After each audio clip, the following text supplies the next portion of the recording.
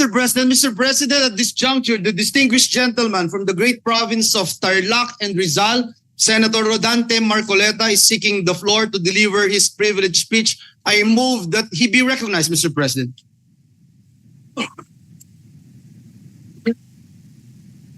Senator Marcoleta is recognized to deliver his privileged speech. You may proceed, sir. Thank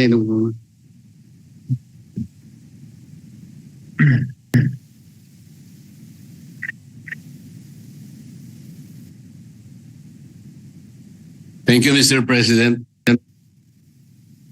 Mr. President, I rise on a question of privilege.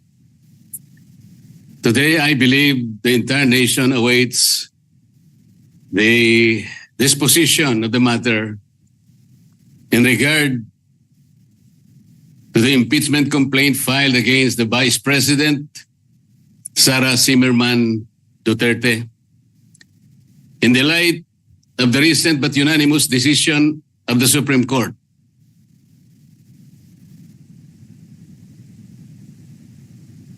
Mr. President, this decision was promulgated on July 25, 2025, declaring said complaint to be unconstitutional, void ab initio, violative of due process, and that the Senate in the first place did not acquire jurisdiction over it. Take note, Mr. President, it even said that the decision is immediately executory. But before I continue, Mr. President, let me put on record that the initial proceedings, impeachment proceedings conducted by the Senate in the 19th Congress have never been formally carried over to the Senate of the 28th Congress.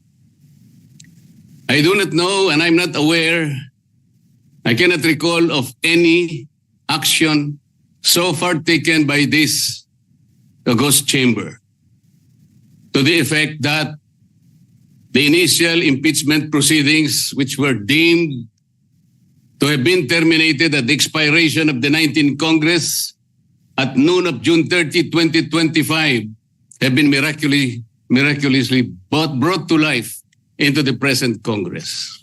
That having said, Mr. President, I'd like to continue. Mr. President, the decision of the Supreme Court did not dwell on the intrinsic merits of the impeachment complaint filed against the Vice President. It zeroed in merely on the procedures and the processes taken by the House of Representatives. To repeat, it declared the whole impeachment complaint constituting the articles of impeachment to be unconstitutional, violative of due process, void ab initio. Simply because the rules of procedure in impeachment proceedings in the House of Representatives were never followed. And they violated the 1-year ban on multiple impeachment complaints as prescribed under Article 11, Section 3, Paragraph 5, which says that no impeachment proceedings shall be initiated against the same official more than twice within a period of 1 year. Napakasimple po ng sinasabi doon, Mr. President. No impeachment proceeding should be initiated against the same person more than twice within a period of 1 year. Ilan po ang impeachment proceedings, impeachment complaints na ipinail ng House of Representatives? 4 po eh. The first one started in December 2. Sumunod po December 4. Meron pang sumunod ng December 19 hanggang sa umabot po ng February 5. Yun nga pong ipinangangalandakan na impeachment complaint which was signed by more than 1/3 of the members of the House of Representatives. Nasunod po ba? Nasunod po ba ang tuntunin ng House of Representatives? Noon pong nag-require ang Supreme Court, Mr. President, tinanong po yung House of Representatives in connection with the two petitions filed by several parties before the Supreme Court. One of the items required by the Supreme Court is for the House to give the status of the first three complaints filed.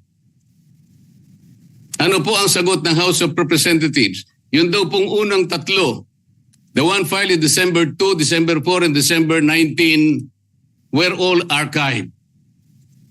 Nasaan po sa rules ng House na yun pong mga impeachment complaints na ipa-file ay archive? Wala po. Pwede po bang ipakita yung slide na kung saan ay makikita natin ano po ba ang proseso kapag may nag-file na isang impeachment complaint? Ayan po yung Rule 2. Ang sinasabi po sa Rule 2, Mr. President,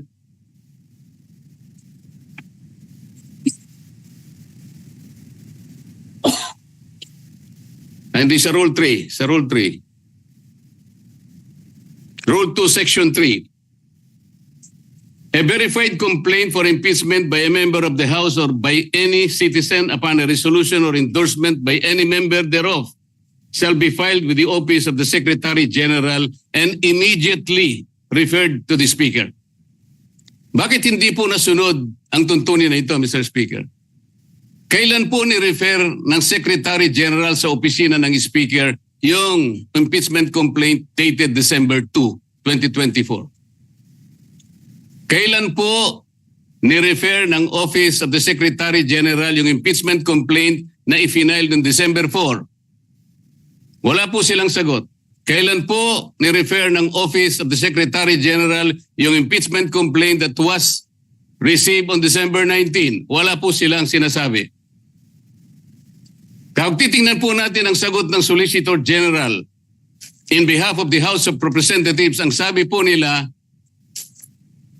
the Secretary General diligently referred simultaneously all the impeachment complaints to the office of the Speaker on February 5, 2025.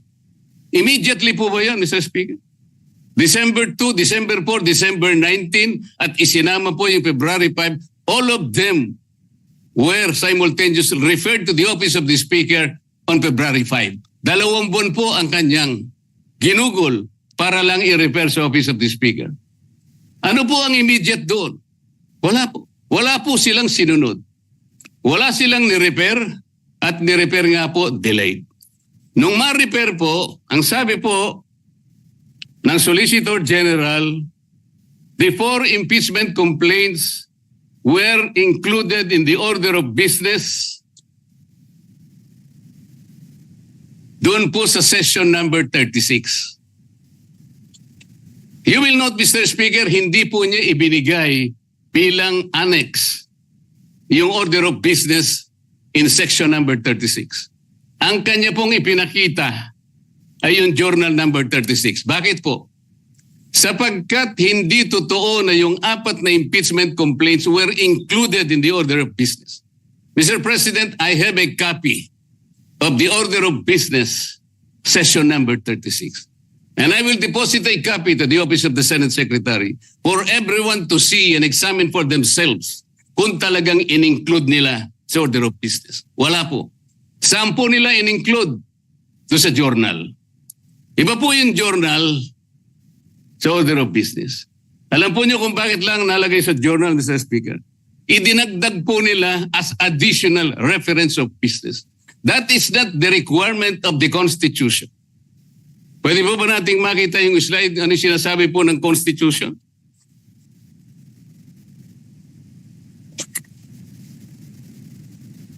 A verified complaint for impeachment may be filed by the member of the House. Blah, blah, blah.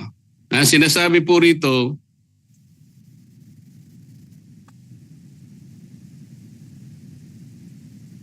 iba yun. Hindi po yun. Sorry po. Nakalagay po, in-include sa 10th session day. Yun po yung section number 36. Hindi po totoo yun. Ilang violations na po? Kanina po, in-archive po yung tatlong violations. Hindi po ni-refer sa Committee on Justice, pangatlong violation. 6 na po. Ngayon sinasabi po, in-include po sa order of business. Hindi rin po. 3 violations na naman. 9 na po. At sabi po nila, yung session 36 is the 10th session. Hindi po. Bilangin po natin yung December 2. That was the date when the first complaint was filed, endorsed, and received by the Office of the Secretary General. December 2 is session number 26. Mr. President, bilangin po ninyo yung session number 26 up to session 36 na sinasabi ng Solicitor General. Yun po ang 11th session. That was not the 10th session. Ang 11th session is session number 35. Just for the record, Mr. Speaker. So ilang violation na po yan? Balikan po ninyo yung Rule 2 na nandyan po sa slide, Mr. Speaker. Ano po yung mode of initiating impeachment? Ganito po ang sinasabi ng rule of the House of Representatives.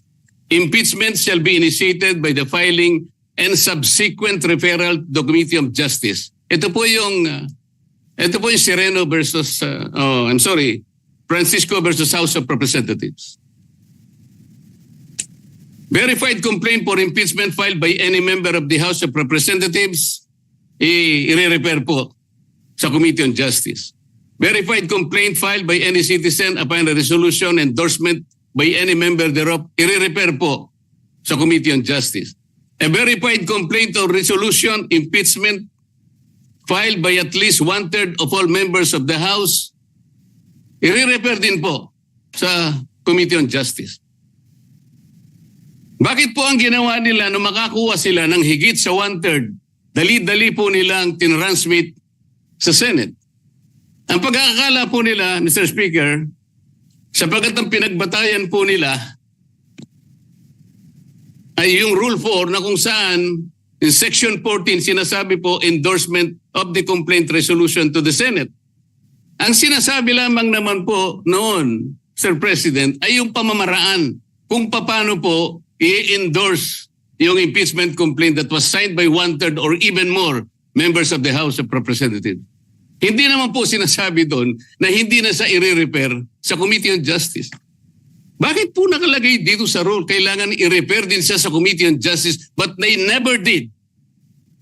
Mr. Speaker, Mr. President. So ilang violations na po ito? You cannot use Section 14 in isolation of Section 2. Hindi po pwede yun. Binigyan po ba ng discretion, Mr. President? Was the House given the discretion to select, to withhold and select from among the 4 impeachment complaints, which will be the one to be transmitted in the Senate in derogation of the 1-year ban rule? Wala po silang discretion. Kung sila po mismo ay hindi sumusunod sa tuntunin, bakit po ngayon ay napakarami pong nagsasalita? Na parang akala mo ang Supreme Court pa ang nagkasala, ang nagkamali. Samantalang ito po, napakasimple po ng tuntunin, hindi kailanman sinunod. Even the 10th session day na sinasabi nila, 11th session day nung ilagay po nila sa order of business, sabi nila, they never included them in the order of business. Wala po. Nasa akin po yung kopya. Ano ba po ang pagkakamali? Mr. President, ipakita po natin yung last page ng impeachment complaint. Pakita po sa slide. Ayan po, Mr. President. Subscribed and verified before me.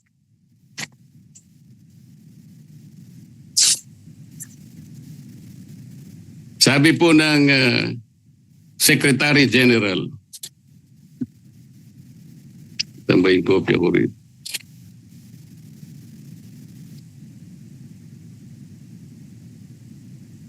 Subscribed and verified before me on this blank day of February 2025. Wala pa pong date. Ito po ba ang verification, Mr. President? Hindi po.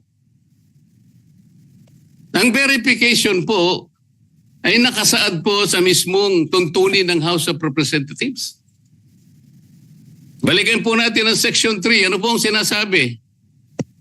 Section 3, Paragraph 2. An impeachment complaint is verified by an affidavit that the complainant has read the complaint and that the allegations therein are true and correct of his personal knowledge or based on authentic records. At the very least, yun ang dapat na ilagay po.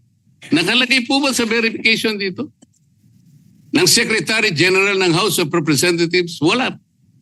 Ito po'y parang jurat lang sa isang affidavit. Sinasabi lamang po dito, kilala niya yung nagsipirma sa isang dokumento. Na ang dokumento ay naglalaman ng 32 pages. This is not the verification required under the rules of impeachment by the House of Representatives. Ang totoo po, kung balikan po natin ang Section 14, nandyan po sa slide. Isinulat na po sa tuntunin kung ano po ang dapat kopyahin nila para magkaroon ng tunay na verification. Hindi pa po nila kinopya. Mr. President, ito po yung contents ng verification na dapat sana yun ang nilagay nila sa complaint. We, sabi po rito, after being sworn in accordance with law, depose and state that we are the complainants in the above entitled complaint or resolution of impeachment, that we have caused the said complaint resolution to be prepared and have read the contents thereof, and that the allegations therein are true of our own knowledge and belief on the basis of our own reading and appreciation of documents and other records pertinent thereto. Kokopyahin na lang, Mr. President. Hindi pa nakopya. Mr. President, alam mo po, nung ako'y grade 4, yung teacher po namin, binigyan po kami ng isang short quiz.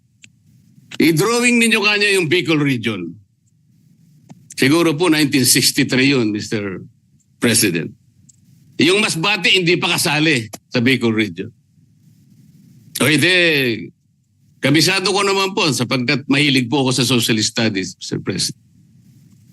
Meron pong dalawang nangungopya sa akin. Yung isa nasa likod, yung nasa kaliwa ko. Yung nasa likod po, nakopya niya pong tunay yung aking drawing. Pinagalitan siya pero ipinasa po sapagkat nakopya niya po yung aking drawing. Yung isa po, nangopya na nga, hindi pa niya nakopya. Ang kinopya po, Masbate. O wala po. Hindi po siya nakapasa. Ano pong ibig ko sabihin dito? Kukopyahin na lang eh. Alam po ninyo sa mga litigation lawyers, practicing lawyers worth their salt. Wala ka lang certification of non-forum shopping, i-dismiss ka ng Supreme Court. Paliwanag po yun. Hindi subscribe yung complaint mo, dismiss ka kagad. Mahigpit po ngayon eh. Ito po, this is an impeachment complaint. You are removing the second highest official of government. Yung lamang pong verification. Sablay na po eh. Ano pong nakalagay dito? Section 3, Paragraph 3. An impeachment complaint required to be verified which contains a verification based on information and belief or upon knowledge or information and belief or lacks proper verification, katulad po nito ngayon, shall be treated as an unsigned impeachment complaint. So pwede pong tratuhin pala ngayon sapagkat wala pong verification. It may be treated as unsigned impeachment complaint. Paano kayo? Pagkatapos magsasalita po ng napakarami. Alam po ninyo kung, Sir President, kumbaga po sa nagluto ng sinaing, pasensya na po kayo kung kinakailangan ako po'y gagawa ng pagkahalin tulad, ano.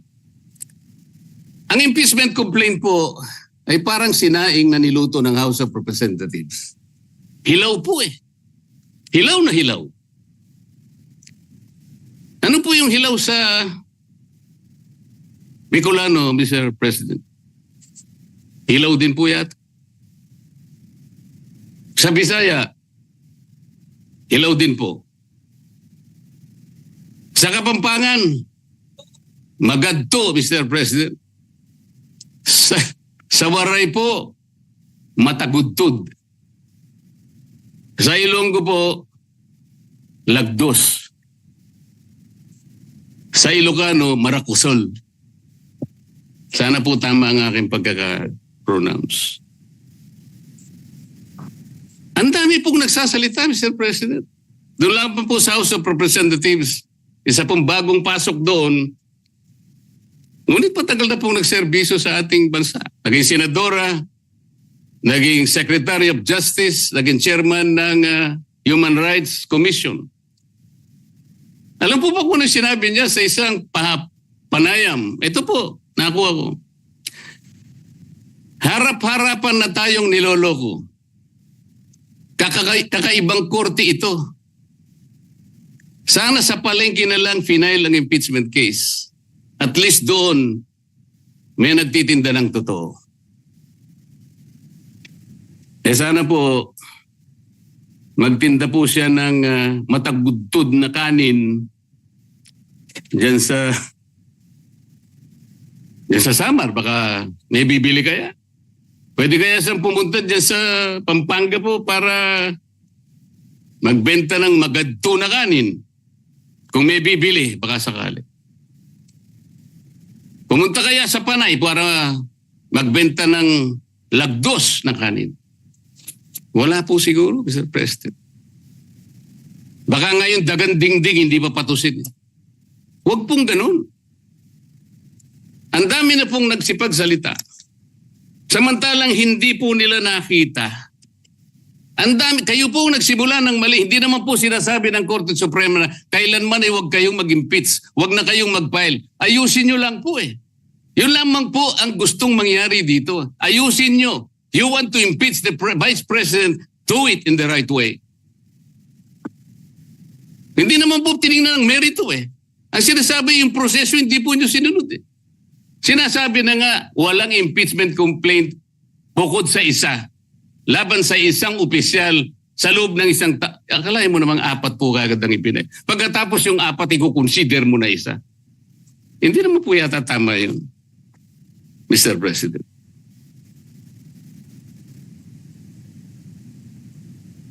Mr. President, gusto ko pong basahin isang parte ng official statement of the Integrated Bar of the Philippines and the Supreme Court's decision in Duterte versus House of Representatives, August 1, 2025. And I quote, "Disagreement with the court's reasoning is neither unwelcome nor unexpected. Dissent is not foreign to a democracy. It is essential to its survival. But to incite public repudiation of its authority, or even just to call for its outright defiance, erodes the very foundation of the legal order.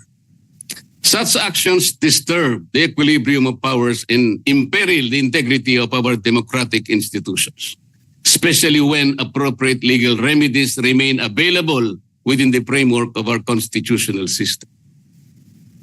If every adverse ruling becomes an invitation to disobey, the law ceases to be a constraint on power and becomes its casualty. The Constitution does not require agreement. It demands adherence." Ang sinasabi po ng mga ibang kasama natin, magpapile pa naman ng motion for reconsideration. Bakit hindi natin hintayin? As I said, Mr. President, if you are a practicing lawyer worth your salt, you are confronted with the unanimous decision of the Supreme Court. In a firm voice, it says this is unconstitutional, void ab initio, violative of due process, and the Senate never acquired jurisdiction over this. And it is immediately executed. Parang sinasabi niya sa'yo, wala ka ng room mag-file niyan. Is anyone expecting that even one soul of the members of the Supreme Court will reverse himself? We cannot depend our action, Mr. President, on the fortunes of litigation. Naalala ko pa nga po doon sa kaso ng Francisco versus House of Representatives. The former Chief Justice Renato Puno, in a separate concurring opinion, naalala ko po ang sabi niya, with the possibility of 2 impeachment complaints reaching the Senate. The good Chief Justice said that the Senate, in the exercise of its primary jurisdiction, can decide the question of whether or not the one-year bar rule has been violated or not. The Senate can even decide if on its face the impeachment complaint has no legal basis. Natasabi pa po niya doon, Francisco versus House of Representatives. Sabi pa niya ron if the Senate finds that the one-year bar rule is violated or that the impeachment complaint has no legs to stand on, that will be the end of the entire controversy. He was saying that let's give all the remedies available to the House and the Senate because of their primary jurisdiction. But when the case is ripe for judicial determination, it was the view of the former Chief Justice that the Supreme Court at that time, and only at that time, when it can speak with great moral authority in order to compel the loyalty, the respect, and the obedience of our people. Mr. President, when the Supreme Court negates the actions of a co-equal branch of government, it does not assert its superiority. Instead, it upholds the supremacy and the dominance of the fundamental law of the land, the Constitution. And so the Supreme Court has already spoken. The last arbiter of law, it says the complaint is unconstitutional, is void ab initio, is violative of due process. The Senate never acquired jurisdiction over this. It is immediately executory. On that note, Mr. President, I respectfully move that the impeachment complaint be dismissed. I so move, Mr. President.